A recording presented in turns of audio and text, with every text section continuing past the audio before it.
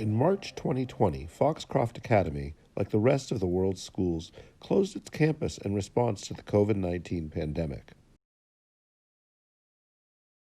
On April 23rd, 6 weeks into emergency remote learning, we reached out to Arnold Shorey and Jonathan Pratt to learn how this Maine high school was staying connected during one of the most challenging times in the school's nearly 200-year history.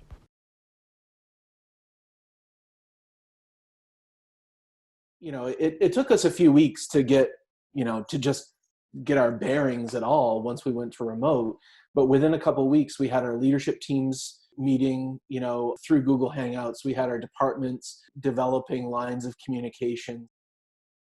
We would kind of double check, triple check who is replied to emails. John, we found 10 to 12 students that do not have internet.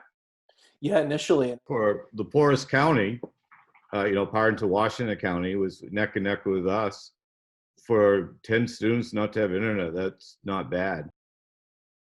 Rob Brown, our tech director, he's established hotspots in every outlying community. So even if you don't have it at your house, you can automatically log on.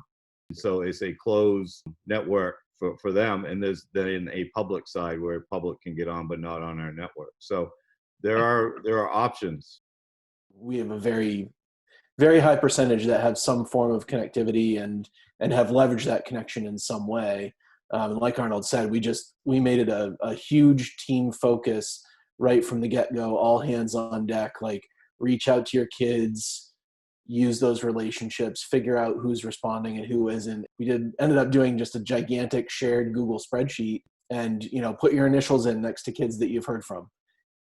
The nice thing about that was we were able to cross-check, teacher X has heard from student Y, but, teacher Z hadn't heard from student Y, but now we know student Y is actually online, so we can work together and say, no.